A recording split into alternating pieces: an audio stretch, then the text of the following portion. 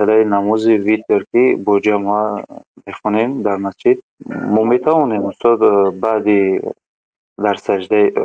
بعدی دوم رکعت وقتی میشینیم همو التحیات نگیم مقصد هم که وقتی دوم میخیزم استاد سیوم رکعت ما میخیزیم نه مقصد رنگی چی شود نه پیامبر صلی الله علیه و سلم گفتن که انما جعل الامام لیؤتم به امام گردانیده شد تا اینکه به وی اقتدا کرده شد اذا کبر فکبروا اگر تکبیر گفت شما هم پس از آن تکبیر گویید اذا رکع فرکعوا اگر رکوع کند پس از آن شما هم رکوع کنید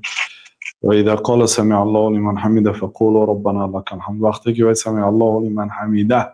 گفته حرفی هیچ تلفظ کرده شود بعد از آن شما ربنا ولک الحمد میگویید یعنی هر کار پس از امام میکنید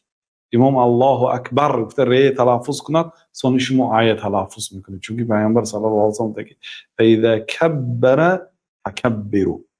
اگر امام تکبیر گوید پس آن شما تکبیر گویید برابر امام گویید اگر این اقتدا نمیشد از امام پیش گویید این گناه است پیامبر صلی الله علیه و سلم گفت اما یخشى الذی یرفع رأسه قبل الامام ان يحول الله رأسه رأس حمار او يجعل الله صورته صورت کلب در صحیح بخاری و مسلم است این حدیث ها هر دوشان مگر نمیترسه آن آدمی که از امام سرش رو بر وقت میبردارد با سرش رو الله تعالی مبدل به سری خر نگرداند یا صورتش رو مبدل به صورتی سگ نگرداند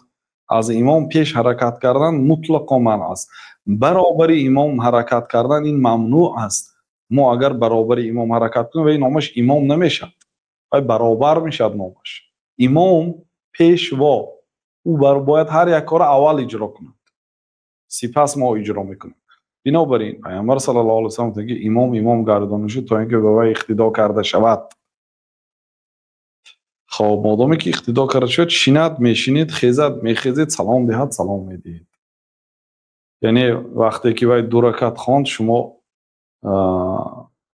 نماز خلاف نمیبرید یعنی وی وقتی که 3 رکعت بخید شما 4 رکعت نمیخیزید مثلا الا نماز مسبوق و دیگر است مسبوق شما دیر کردید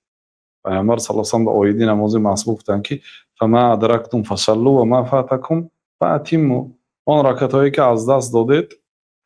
و آن رکعتایی که دریافت کردید خوانید همراه امام آن رکعتایی که از دست دادید و پره کنید یعنی بعد سلام امام خسته پره میکنید اما در نصف نماز امام مخالفت نمیکنید پره به امام اقتدا میکنید ویتر همراهش تا آخرش میخونید